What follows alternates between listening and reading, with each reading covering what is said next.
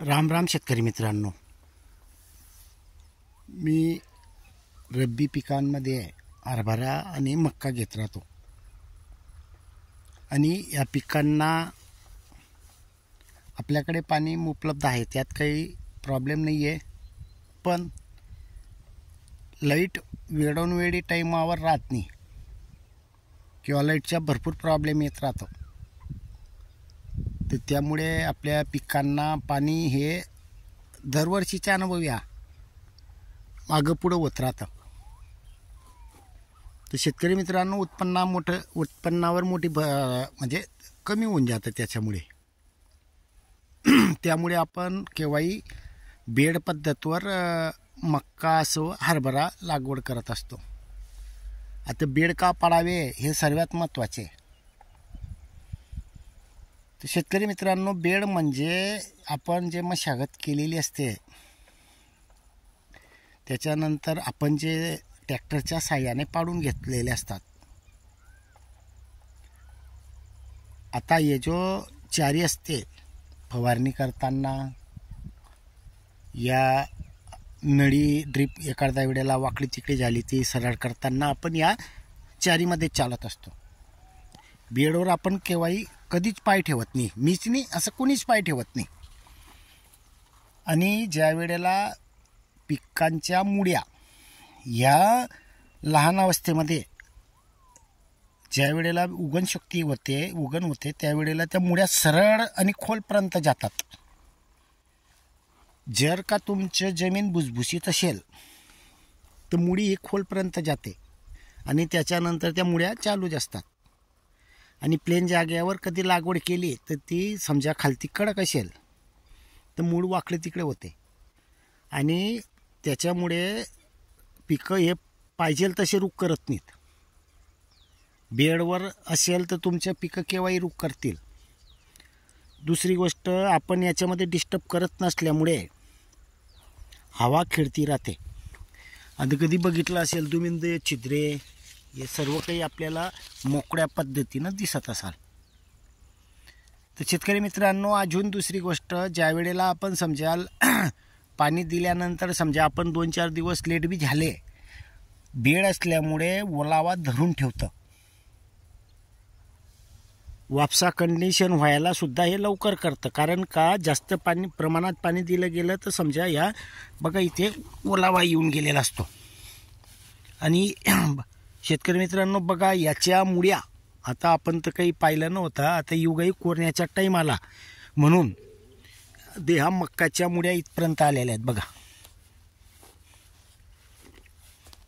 ओ भरपूर तुपट्या आहेत. आता कोणी म्हणेल की तणाच्या आहेत, पण तण नाही आहे इथे, या स्पष्ट मक्काच्या मुळ्या आहेत. म्हणजे मुळ्या या भुसभुशीत जागा असल्यामुळे जबर काम करतात आणि सर्व काही खेळ हा मुळ्यांवर असतो. थंडीचा हा स्पीड थंडीचा असतो. थंडीमध्ये पाहिजे तशा मुळ्या काम करत नाही, तरीसुद्धा बेड पद्धतीवर असेल तर मुळ्या चांगल्या पद्धतीने काम करतात. आणि आपल्या शेतामध्ये भेगे पडत नाही, कारण वेळोवेळी आपण पाण्याचे नियोजन करत असतो. लेट बी झालं तरी ते भेगे पडत नाही. आणि एकदा कधी भेगे पडायला सुरुवात झाली की तेव्हाही पण आपल्याला प्रॉब्लेम येतो, कारण मेन मुळ्या तुटतात आणि पिकांवर फरक पडतो, उत्पन्नात घट येते. उत्पन्न चांगलं घ्यायचं असेल तर शेतकरी मित्रांनो, बेड करणे महत्त्वाचे आहेत. थोडा खर्च वाढतो, समजा 500 रुपये वाढत असतील उदाहरण म्हणून, पण 5000 देऊन जातात.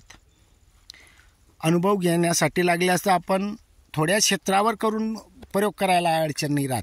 कारण मी जे काही करतो ते थोड्या भागावर प्रयोग करतो, नंतर मग मोठ्या भागावर प्रयोग करत राहतो. म्हणजे प्रयोग नाही म्हणता येणार, ते सक्सेस झाल्यावर. आता या जो 3 लैंगी आहेत हा आपण पहिल्यांदा प्रयोग केलेला आहे. आता यानंतर आपल्याला सक्सेस झालं तर पूर्ण क्षेत्रावर, म्हणजे जेणेकरून पहिल्यांदा नुकसान झालं तर थोड्या भागावर होतं ते सैन होऊ शकतं. एकट्टे जे काही करतो आणि आपल्याकडे थोडं क्षेत्र असल्यामुळे आपण थोडं वेगवेगळ्या पद्धतीने प्रयोग करत असतो, जेणेकरून खर्च कमी करून उत्पन्न कसं वाढेल. तर शेतकरी मित्रांनो, बेडचे फायदे आहेत.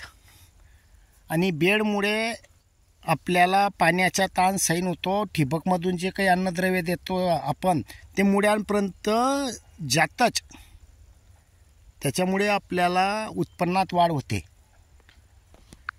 अजून सर्वात महत्त्वाचे भेगे पडत नाही. त्याच्यामुळे सेंद्रिय कार्बन जे आपण काडी कचरा टाकलेला असतो, पाण्याची जे वाफ निघते उन्हाळ्यामध्ये ती निघत नाही. भेगे ज्या वेळेला पडतात त्यावेळेला भरपूर नुकसान होतं. तर आपल्या शेतात भेगे पडायला नको पाहिजे त्याच्यासाठी पण बेड बनवावे लागतात. आपल्या हरभऱ्याच्या शेतामध्ये सुद्धा बेड नसले, एखाद्या वेळेला अडचण असते तेव्हा आपण केव्हा झालेलं आहे तसं तरीसुद्धा, आणि ते पण दाखवलेलं आहे. बेड नसले तरीसुद्धा आपल्या शेतामध्ये भेगे पडत नाही. कारण आपण जमीन जो काडी कचरा आहे तो जास्त प्रमाणात टाकत असतो.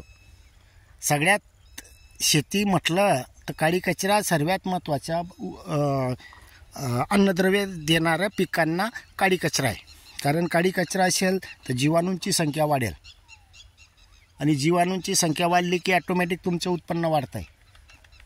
तर शेतकरी मित्रांनो, हे आहे बेडचे फायदे. फवारणी करतानाही आपल्याला आतमध्ये जाण्याची गरज नाही, डिस्टर्ब होतच नाही ते. त्याच्यामुळे पिकं रूप करत असतात. धन्यवाद.